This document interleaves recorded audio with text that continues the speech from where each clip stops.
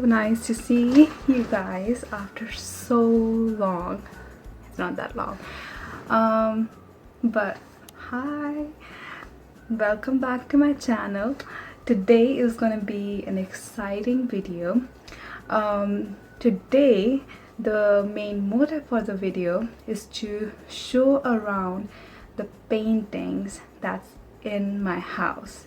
And you would be like, what's special in that? That's the main part. The special thing is that these paintings are a combination of my father's paintings that he made like a lot years ago in 90s, maybe in early 20s, 2000s, but and it also is a combination of my own paintings. Thank you, I'm such a big artist. Thank you. And as you can see, I'm looking at an art piece as well, so I thought, why not make this video? So let's get started. So starting with my room that's on the first floor, I will go down to the last painting that's downstairs. But so this is the paintings that I made, which is not much of a Picasso, but there's still the progress that I made throughout the years. As you could see, the one of the earliest paintings right there are these top ones, and this was one of my favorite art projects. I even suggested giving it to Elon Musk, but I just dropped that idea. And most people like this painting because if you see from far away, you can actually see the shadows in the water. I like this abstract art as well, and then this kind of abstract plus realistic representation of the aurora borealis, and I really like that. And this painting looks like a child art, but I actually made it with my left hand for my art project in grade 12, in which we had to try something that we haven't tried before, or which was hard to do. So I was like, you know what, I'm hurrying up, so I have to do something. So I decided to do it with my left hand. This next painting is just right outside my and my sister's bedroom. I actually made this painting for my sister's birthday because I asked her what she wanted, and I was like, I am good in painting, so maybe just make a painting. So I just asked where she want to go. She said Venice. So I made this canal in Venice. Still realistic but still abstract in that way because of the colors, because of the geometry of and the perspective that goes in that way. It's just really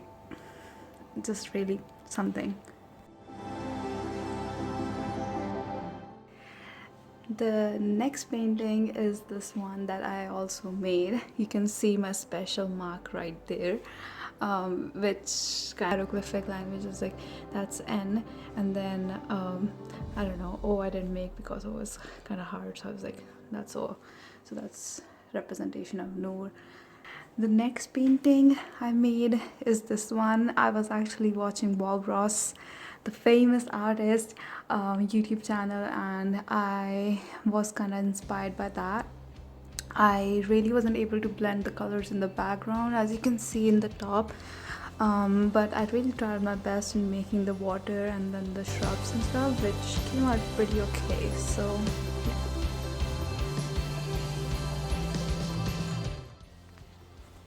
The next painting is this one. This one is this is the first painting that you're seeing that's made by my father. He actually made it in 2005, and here, so just look at it and describe it yourself. I'll just leave the imagination up to you. Here are some more paintings that he made. That's in actually the master bedroom, and it's made on wooden canvas using oil paints. If you go down and if you see the details for the painting, you see the fine details that's been added, the shadows that's been added, the highlights that's been added, and then especially the background. If you see, the background it's made just to contrast the colors that's on it, but still complement it at the same time. So for instance, the pink and the blue and the green, dark green, not light green but dark green, they all complement together. As well as goes the same scenario for these ones. It was made in 1990 so you can see it's old, but it has still the same shine to it. Here are some more paintings made by my father. These were made in 2005 as well, and I really like this idea of putting these paintings in the main hall. I think so. Just a reminder of good old summers. So it's made on normal canvas, and with I think so. These are acrylic, not oil, because oil have that certain thickness to it. This is acrylic. Yes. The next painting which I have to go down for is just like at the end, on like the foots of a stairs, and this is a really big painting, like almost height, almost 3/4 my height, yes. And it was made in 2004, and the canvas used is still the normal cloth canvas, but I guess the shining in the colors actually is something he used to give that shine. So I am supposing that it's not oil paints, because oil paints doesn't give that kind of texture to the paintings, but this might be acrylic.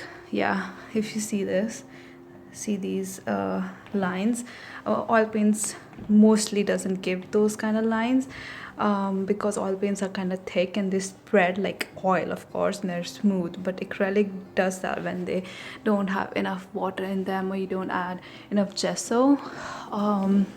So maybe, yeah, I love that. Another painting which I absolutely admire is this one. This is also maybe 1/4 my height. Yeah, 1/4 my height, and this was made in 2004. So you see, it's almost like 17 years ago. I feel old, but now you see these ones. This was actually made on. This was made on actually the cloth canvas, and this is actually acrylic colors, and then you add the shine to it afterwards, with the shining agent. There are different names for that, but I'll just say it's shining agent. And then you see the fine details in these masts of ships, and then the fabric that flows in those ships. As you can see, I love that. You can see those albatrosses, and then the waves crashing, and then the contrast, how it goes from darker to lighter, because see, that one is like you're seeing it, and it's covering that most of the area that's underwater, right? This is underwater, so that's why, like, scientifically speaking, this is actually like the darker area, because light isn't going there, right? But this, he's showing the surface of the water, right, which where most of the water appears to be in lighter hue, right? So that's the contrast that you make while doing paintings, which I absolutely love. And the contrast that's also given to the background as well, because you see, there's not a storm without clouds or without any atmospheric disturbances. You see there, the sky is still lighter blue, but it has still that grayish tint to it, and you see there's a storm coming right there, and also back there. So that's a really interesting story that you can see in the paintings, and I absolutely admire it. So I think so that looks perfect.